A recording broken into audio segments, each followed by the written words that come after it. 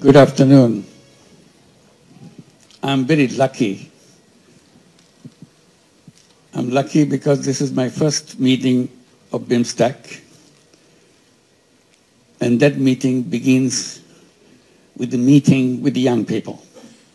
That's what makes me very lucky. All along, I tried to get inspiration from young people, and that helped me to move in the direction that I see in the eyes of the young people and the hopes and aspirations of the young people. That has driven me all along. So I'm very happy that this BIMSTEC journey for me begins with the young people. In this brief presentation, I'll just talk about some of the highlights of my story, how it went. But Excellencies and ladies and gentlemen, and my young friends, first I must express my deep condolences for the tragedy that's taken away so many lives in Myanmar and also in Thailand.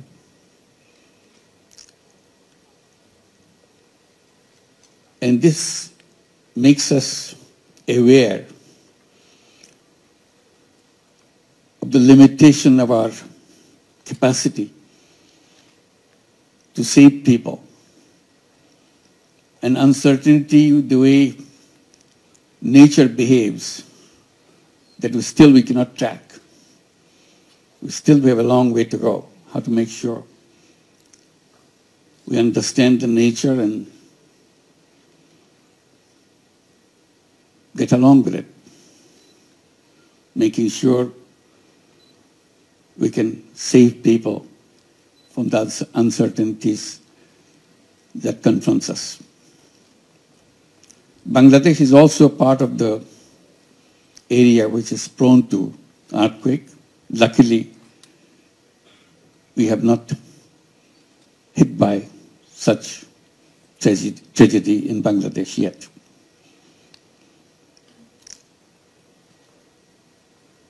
I'll just give an idea how I got into the things that I have done in the past. I was just mentioning to His Excellency Minister of Social Development that I used to teach in the USA, in Middle Tennessee State University, back in end of 60s and beginning of 70s. I was mentioning because I was surprised to see in my class, almost 1/3 of the class are Thai students. That's not what I expected when I began my teaching job. But I became very close to them. One reason was they are doing very bad in exams. Not because they're bad students. They're very good students. But they couldn't write in English. So I gave them a formula how we overcome that problem. That I'll say, you write in Thai, don't have to worry about it. Don't have to write in English. I'm not your English teacher, I'm your economics teacher. So they will write in Thai, and I'll pick one of the Thai students to come to my place and explain to me, read it, and explain to me what the student is writing about. If I see that it's written in the right way, he gets the grade. So I became a good friend of all the Thai students, of course. So that link lingered for a long time. And I left USA just because Bangladesh became an independent country in 1971. I left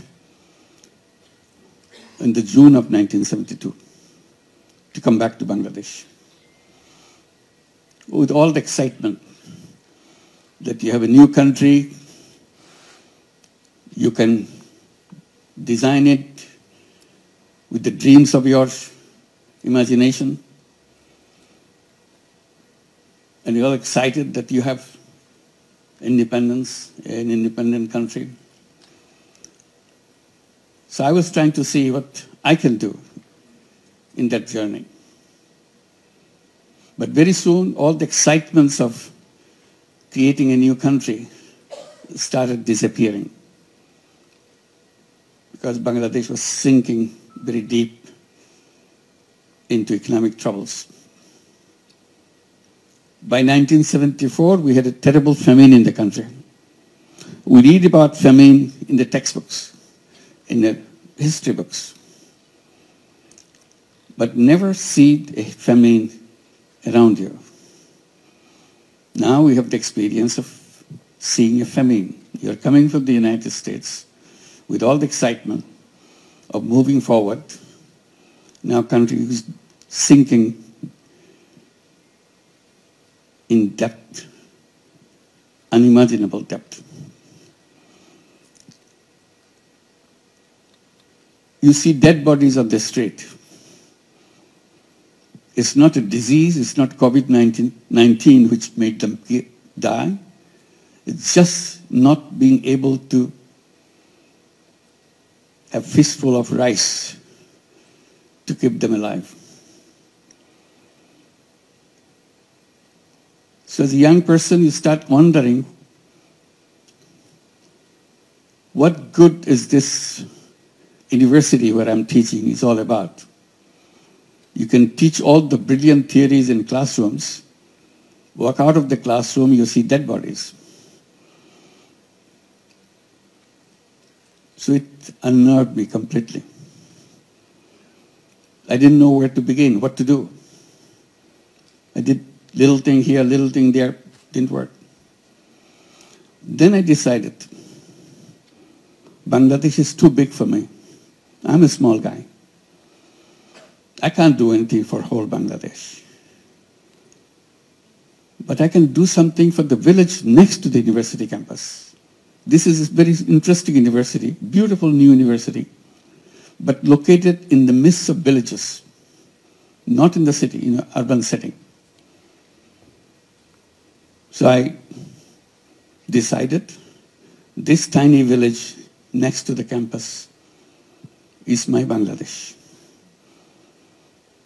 I'll do everything I can to make sure this village remains away from the deaths from hunger. Not only this year, next year, a year from now on. So all the imagination that you have with a good economic life, I tried to bring in my ideas, how to build this, create those situations in this village. I did little things again to see if I can be helpful to people. Then I realized the village is too big for me. I can't do anything for the whole village. So I started paying attention to individuals. That's a long story. When I started talking to the people in the village, get to know them, they look at me with suspicion because I'm coming from the university, which is just next door. But still, you're a kind of quote-unquote foreigner. Luckily for me, I could speak the local dialect. So that way, there was no language difference. So one particular event took me to take a next step. Woman I met, she was a victim of a loan shark. She did a wonderful job, but the benefit of her job is entirely taken away by the loan shark who provide her the money to buy the ingredients for whatever she is making. And the loan size was just over $1. That's a loan. But that $1 loan kind of made her into a slave labor. And instead of overcoming the problem, she became a slave labor because whatever she prepares, the condition of the loan shark is, you have to sell anything you produce to me at the price I decide. Imagine that. So in the conversation, I said, if I give you the dollar, can you produce and sell it in the market? She was not familiar with the market. She said, I can try. So that was my first loan I gave. Gave her $1. I said, you have to pay me back. But whenever you can, I'm not going to force you to do anything.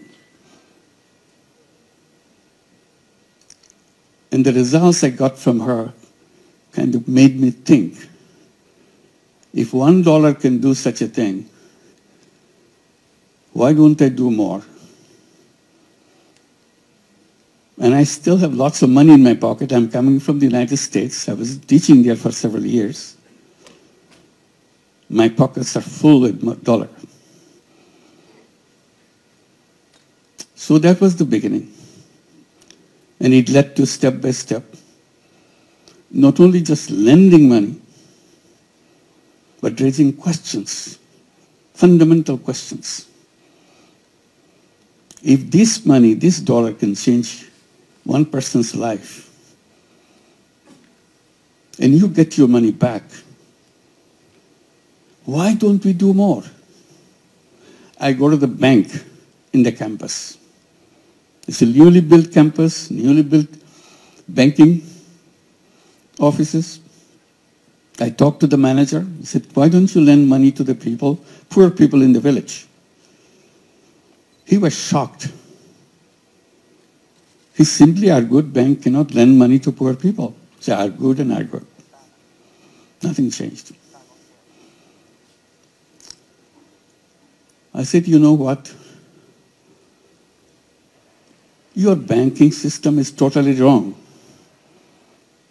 You are built in a wrong principle.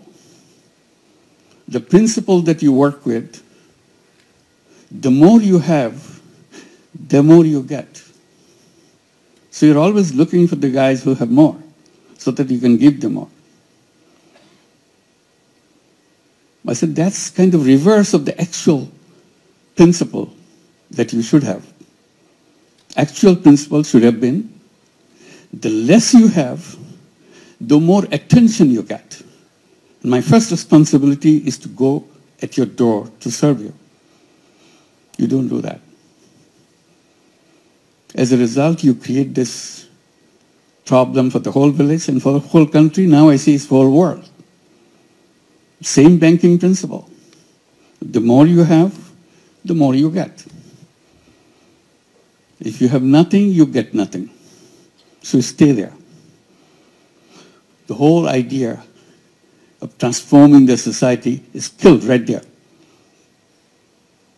There's nothing wrong with people. They're full of energy, full of creative ideas, but the institutions are built in the wrong way. So I started becoming very vocal. Since I'm a university professor, I'm quoted in the press. I make it very, very sharp. People laugh at me. This crazy guy, don't understand any business, any banking. He keeps talking loud about something which cannot be done at all. Poor people need jobs, not money. I started answering that question. I said, money is more important than job. That became another root of my arguments, and I continue to do that. But for the time being, I'm saying not only banks should be made in a way that you should be focusing, started doing business at the bottom first and then gradually move up. To make it more focused,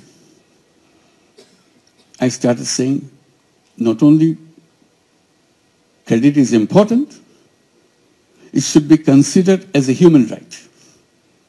People say, what bank loan has got to do with human rights? I said, everything. Right to live, right to shelter, right to health, right to health. These are recognized as human rights. You cannot achieve right to food, right to shelter, right to health, all these, unless you establish right to credit. The moment you have the right to credit, others will be established by themselves, by people themselves. You don't have to bring it from outside, because credit leads to income. So that continued. I said, since bank doesn't give the money, why don't I create my own bank? So that is another route. We started with that $1 loan. Now I'm talking about creating my own bank. It took a lot of time. Finally, I created a bank for the village. Called it Village Bank. In Bangla, we call it Gramin Bank. That's the word you hear. Gramin means village, village bank. And I was very excited. And how do we get all this thing done? With all my students. I didn't have anybody else. My students loved those ideas. They were with me all the time. Continued with that. So it's established in the village, then it started spilling over to the other villages and other villages. Soon we see it became nationwide bank. Everybody said, why do you do that? That doesn't do anything, this tiny little money, $5, $10, $20. That's not, I said, that's the beginning. First dollar is the most important dollar in everybody's life. But the world denies that money. What I'm doing, I'm just bringing that as a human right, that you can do that. As a bank, it's not a charity. Then I started arguing about the charity versus loan. I said, charity is a wonderful idea. Charity money goes out, does wonderful things. The money doesn't come back. So you have one time use your money. But if you invest and lend the money, and the person who took the money promises to pay you back with interest so that you can cover your cost, that's a fantastic opening. You can go thousands of miles with that. Nobody can stop you because money rolls back again and again. So use the same money over and over again. And I started saying,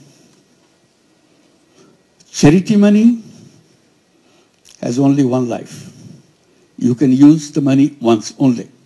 Money goes out, does a wonderful job, but never comes back. That's called charity.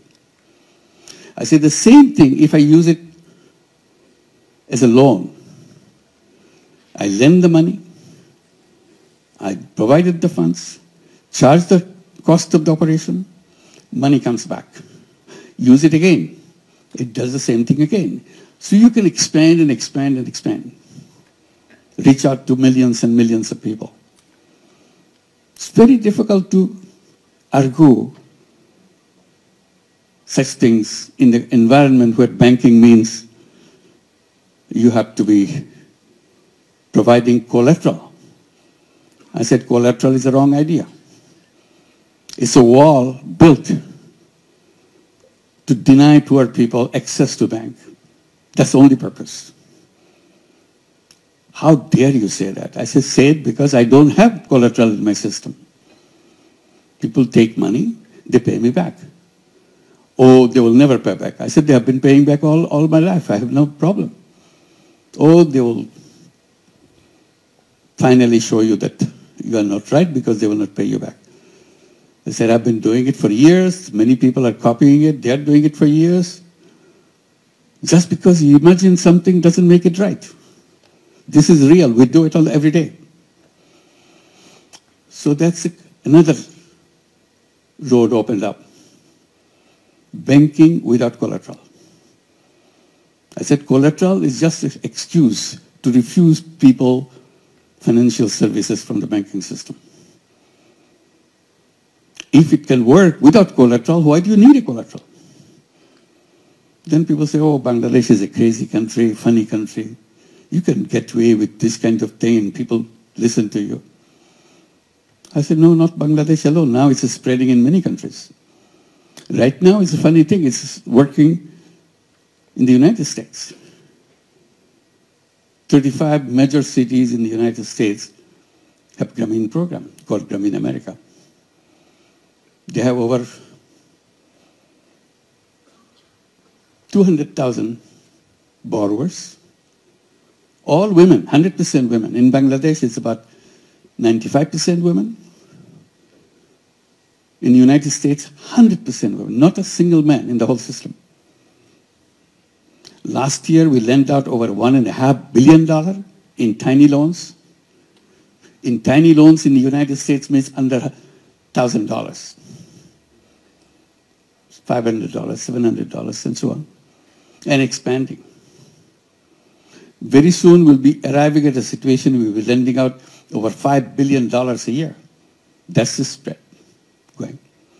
So this is, again, you're challenging the system to change the world. You cannot create a world with the same system. If you want to change the world, you have to change the system. There's no other option for you, no matter how you argue with it. If you go by the same road, you'll always get to the same destination. If you want to go to a new destination, you have to build a new road. So that became another issue. We continued with that, and when we have this system working in Bangladesh, we saw problems with children, healthcare, education. So we started adding these things. First thing we did about toilets. Poor families don't have any toilet. We said, if you are a Grameen Bank borrower, first thing we do, you must have a toilet. And we lend you money to build the toilet. They said, well, how do we pay it back? Don't worry. You pay a tiny, tiny little bit. So small that it doesn't bother you anymore. But over years, you'll pay us back the entire amount. So we built a company to produce toilet and install in every single house, the Grameen Bank family house.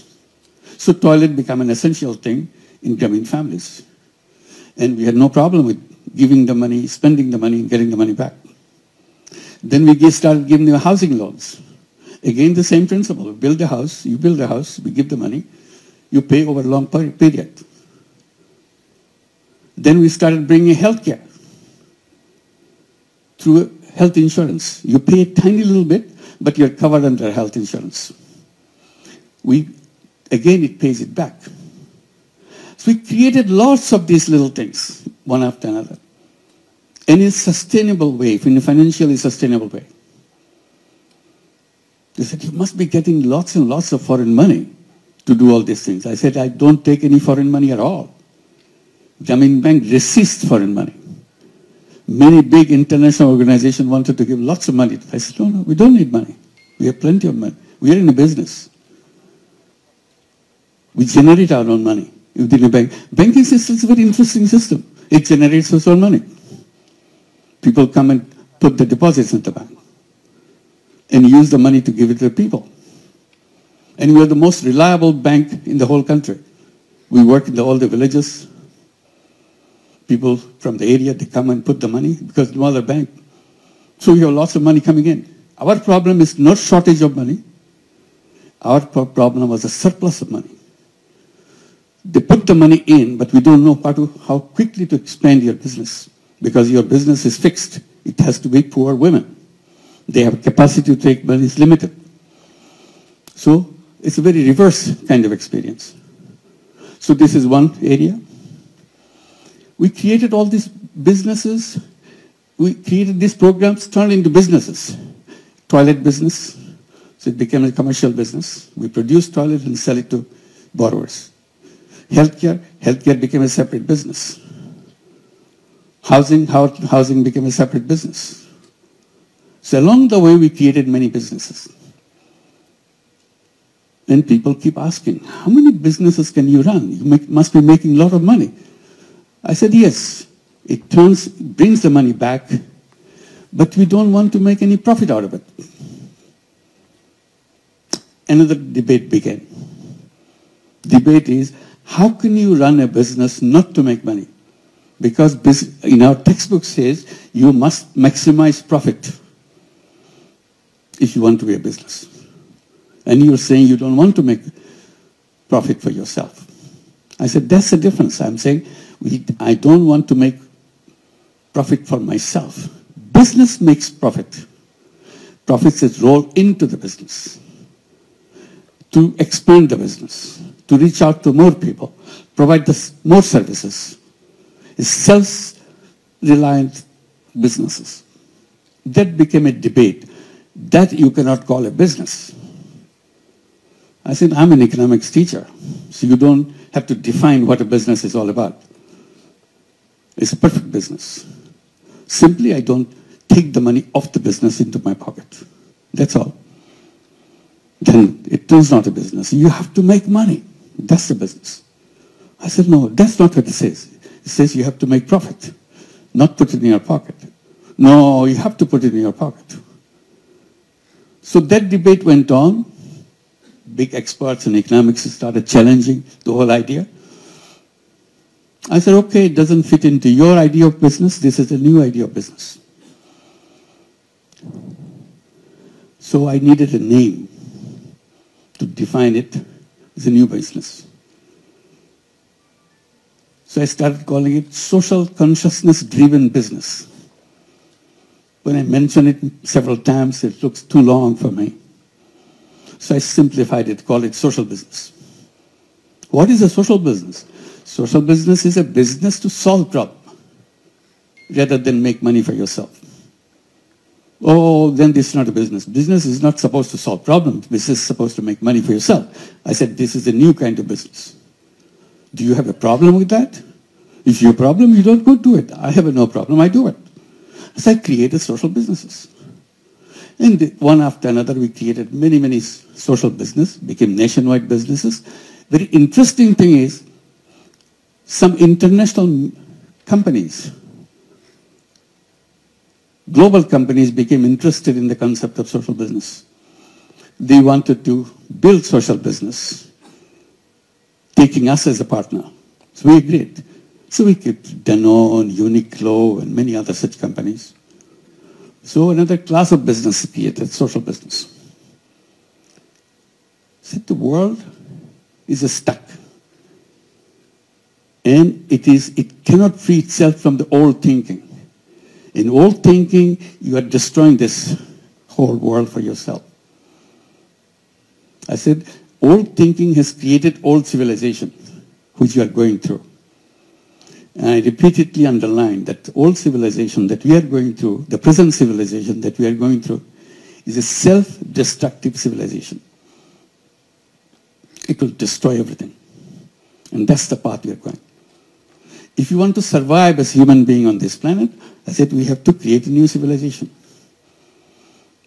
which will be, the features of new civilizations has to be very clear. First condition of the new civilization, the businesses should not be greed-driven. So greed part has to be squeezed out in the new civilization. Greed will destroy us. Why? Because whatever, all the things that we talk about, we promise as a government to see this is what we're doing, our country is moving forward, our GDP is growing and all that, growth rate is so high. So what? All the wealth this is generated gets concentrated in few hands. They become richer, richer and richer. And we call it development, we call it growth, we call it fantastic economy. But that's, you are planting the seed of your self-destruction. Unless wealth is shared, you cannot sustain a society. Concentration of wealth equals concentration of power. And you start concentrating power and deprive the power for the people on the ground, that society will collapse sooner or later. That's it. This is one reason why the civilization cannot sustain. On top of it, we are destroying the planet through environmental side. We created the world where consumption is the king. You buy, buy, buy, consume, consume, consume. and in the process, create waste and waste and waste. If not anything else, the whole waste that we generate every day will put us into grave of waste. I said we have to redesign our lifestyle. Lifestyle is not about continuous process of creating waste. Life is about preservation. Life is about protection. So I continued on that. Then finally I came out with one idea, put it in a kind of capsule format. Said we have to create a civilization of 3 zeros. 3 zeros. 0 net carbon emission, 0 wealth concentration, 0 unemployment. And unemployment not because everybody has a job. The way I interpret unemployment, I said, human beings are not born to work for anybody else. The economic system that we are taught, is again put onto a wrong footing. We are asking everybody to find a job. Our education system is built around finding, so that you can get a job as soon as you finish your school. You get a certificate, you get a job. I said, human beings are very different from job seeker. First of all, human beings are not slaves. Slavery is not part of our destination. Job turns you into a slave. You take orders from other people. You are born as an entrepreneur. So I bring the entrepreneurship at the center. Every child has to grow up as an entrepreneur. Our schooling, our education system changes itself. You teach young people to become an entrepreneur, not to become a job seeker. So that is another clash between what we are promoting and what we are practicing in the outside world. I said, the young generation today is you forget about the previous generation. Today's generation is so different. I keep mentioning to the young generation that you are the most powerful generation in the human history. And you are taking this most powerful generation and put them into work for somebody else. Take orders from somebody else. They are filled with ideas. If you free them. Now you're forcing them to get shot because otherwise they're going to survive. Because you have not provided those things. So that's where we say we have to be entrepreneurs. So 3 zeros. 0 net carbon emission, 0 wealth concentration, 0 unemployment.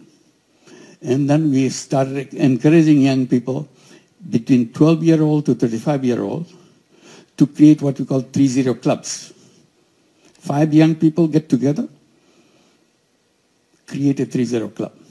What do? Each one of you transform yourself as 3-0 person.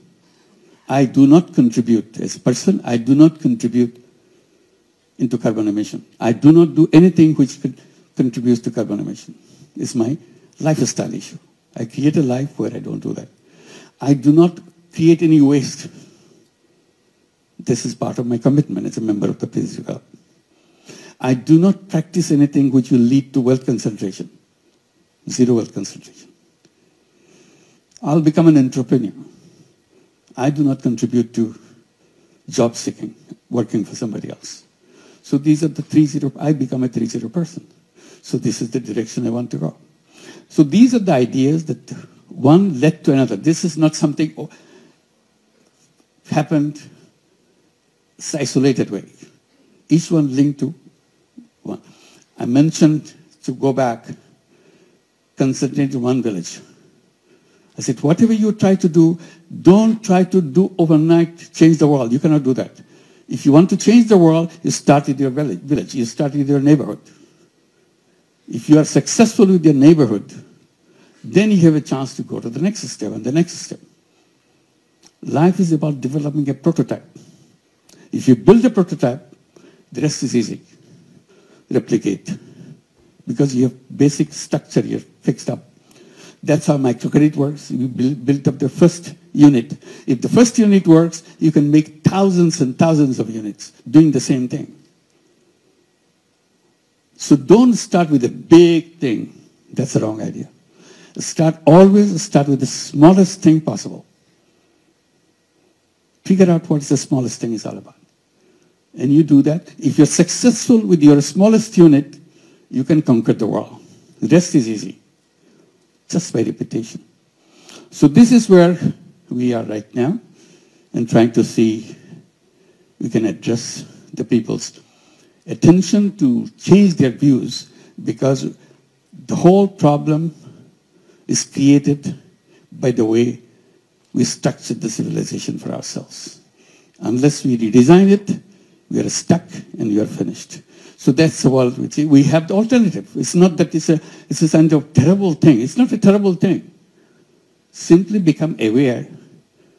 It can be done in a different way, in a better way, in a sustainable way. That's the direction we want to go.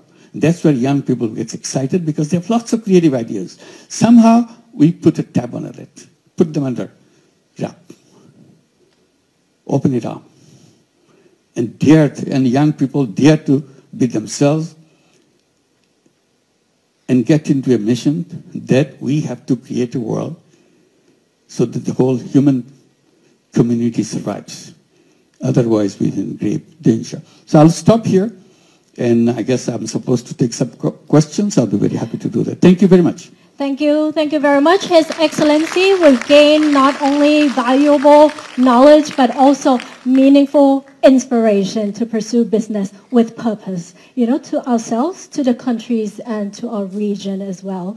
And now it's time to open the floor for Q&A before the photo session. Okay, so anybody, any questions are welcome. Please raise your hand for the question. Yes, please. Thank you.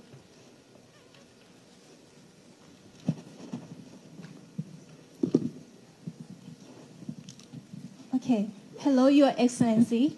My name is Jenny Starr. I am economic researcher specialized in international policy.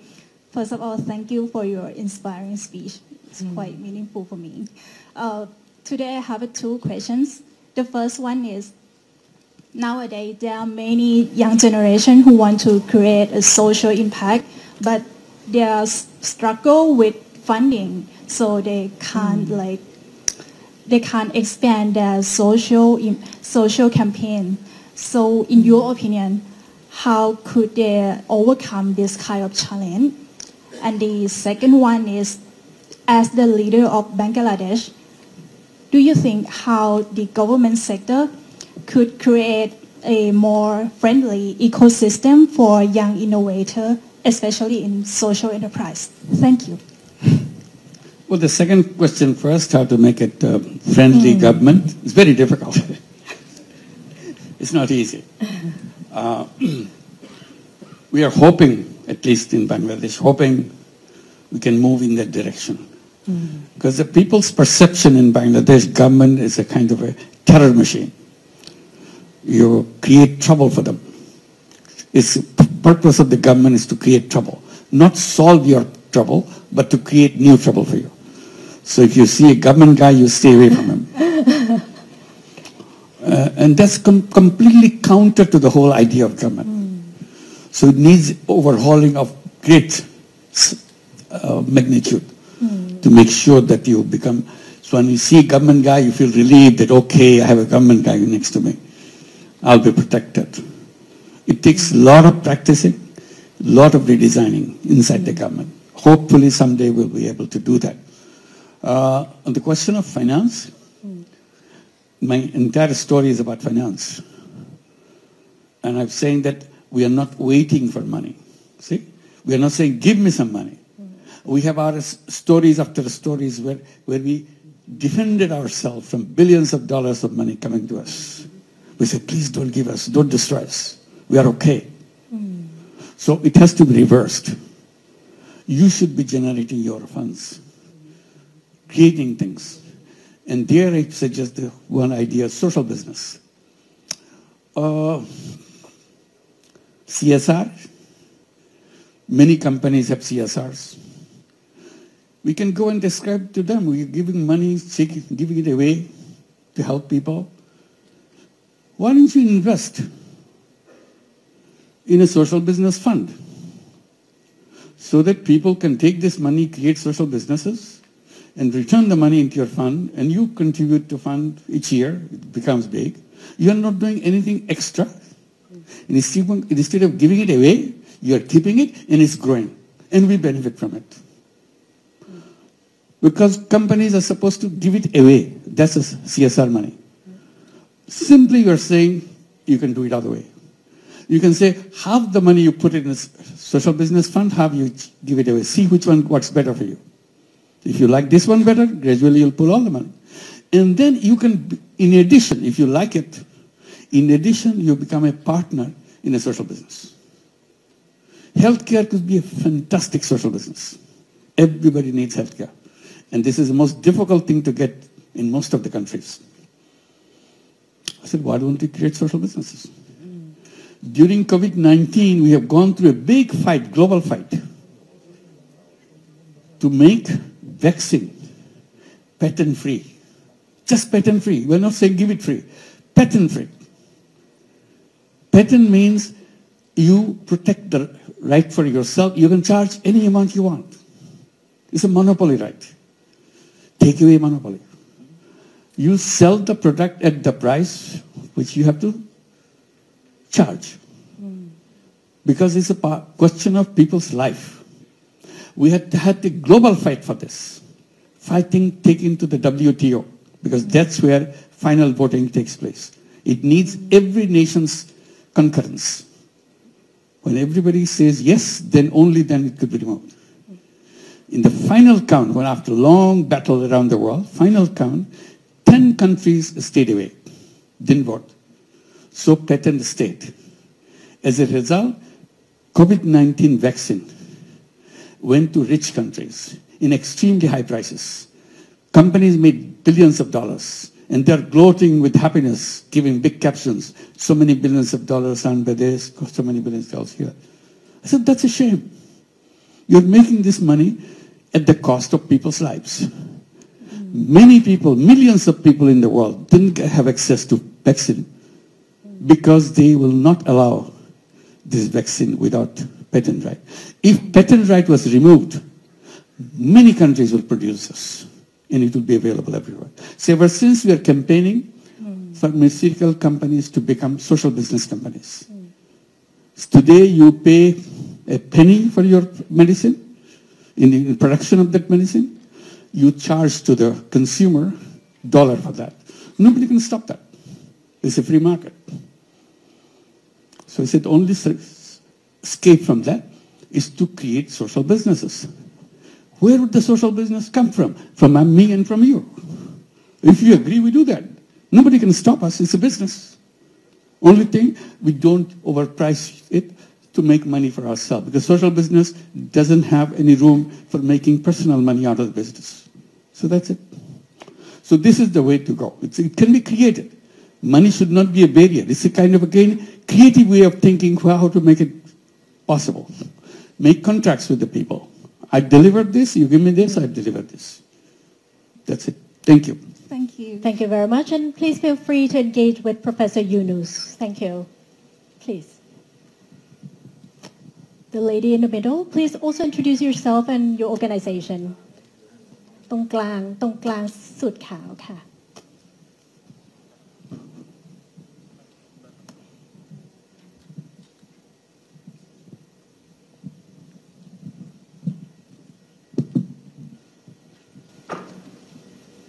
First of all, Assalamu alaikum. Good afternoon, Prime Minister. I would like to have, I'm Fatima from Asia Medicare Group Company.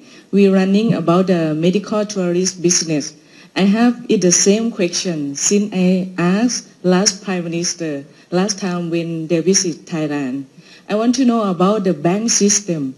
When is going to be developed or improved about bank to bank and increase for more easier business between Thailand and Bangladesh. Thank you so much. Thank you.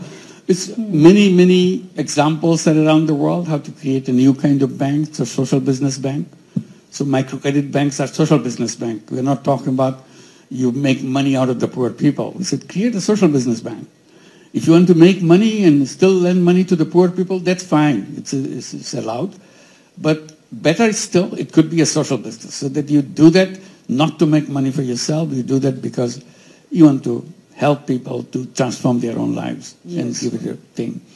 And we keep saying that, like in the universities, in the colleges where students come, I'm saying they should be entrepreneur. In every school, they should have a social business fund. So the students who will become entrepreneurs, they'll come with a business idea and go to the school fund to try it out, practice it. It's a tiny little model that they would like to do. And if it's successful, they can attract funding from other people. But the school should be able to provide this funding so that you can start a new idea while you're still in school. Because that's where you should be preparing yourself as an entrepreneur. And people say, why should they do for social business? I said, at this time, I'm not saying it should be all social businesses. They can do money-making businesses too, but the fund should be there so that they can practice it. But I'll encourage young people to solve the problem of the world. They have to have a mission, purpose of life. Purpose of life could be, I will make lots of money. That's my purpose of life. Okay. But another purpose of life, I will change the world. Things that happen, they don't have to happen because I will come up with an idea which removes all these problems.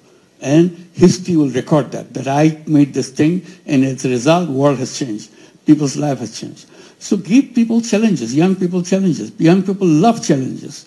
But you're not doing that. All you're saying, get ready so that you know how to appear in the interview board, how you dress yourself, how you answer questions so that you impress, so that you get a job. We are not job seekers. We are human beings. We are full of entrepreneurial capability, full of ideas. That's what the education system should be. Thank you. Thank you very much. Thank you. Thank you. Yes, please. The lady in the front.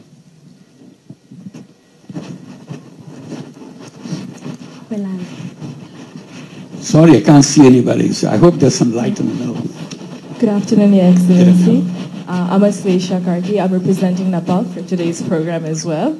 I had a question for you. It was really interesting when you said the 3 zeros, but something that struck even more to me was the part where you said 0% unemployment. So, you know, as a fellow young entrepreneur, I do think entrepreneurship is something we have to talk about more and get more people engaged. But at the same time, as an entrepreneur, I know I need a lot of help from fellow other members in the community as well. So could you elaborate a little more when you said we need to be more prone to entrepreneurship than employment? One is you are, as a young person going through this education or whatever experience you're going through, you're always thinking, what is that I'm going to do? Oh, I like this and I'll become a CEO of this company finally. I enter the bottom and I'll do that. I'm a very talented person. So that is very attractive. Or I see this problem. People work very hard, but they don't get the return that they should get because of the system, the banking, because of the system, the legal system. They're pushed away from the mainstream. So I'll create something so that they will go very easily with a happy life. I'll come up with an idea which will transform their life. In fact, if I can transform one human being's life, my life is worth living. If I can do it for many, many, of course, that's what I'll feel happy that I have done something which touched people's lives. Otherwise, I can do things, I make money, have a big, exciting life for myself, but people have nothing to do with you. You never held anything to do with anybody. So you have to choose which one you're looking for. So one of the purpose of education is to find your purpose. See, in the entire education system, there's nothing called what is the purpose of your life. They will make you expert in everything, but never ask the basic question, why I'm here? What am I supposed to do? Do I have choices? How do we choose my path? I think that will be the first question in the education system. The day you enter grade 1, what is the purpose of my life? And I search for it as I go. And I battle with my colleagues. I tell my colleagues, this is what I do. My friends in the class say, no, I want to do this. Other friends say, no, I want to do this. And my ideas keep changing. Next class, I'm much mature. I know what I want to do. But still, brighter ideas keep coming in the debates and so on. Because this is a fundamental question each class asks itself. And we record it. So the next year we read it, what we used to think about last year. Has anybody changed his mind? Yes, I've changed my mind. This is what I want to do. Record it. So as we go, how our minds develop. Ultimately, I have to find the purpose of my life. It's a very short period. It's not a long period. But within that short period, I have to reach the goal of my life. Making money cannot be a goal of life. But if you want, put it there. I want to make money. Go ahead. But you listen to others, what they want to do. I want to change the world. I don't like the way it happens this way. I don't like the way it happens. I don't like the war. I don't like this. I want to create a world like this. That's what it will happen. Imagination. That's the key word for every young person. Imagine. Imagine the world that you want to have. Imagine what you want. That's the part of your growing up. By the time you're mature, you're ready to go, you have your ideas matured. If you imagine, whatever you imagine, it will happen. If you don't imagine, it will never happen. Imagination is a big part. That's the most important ingredient in every single human life. Imagination.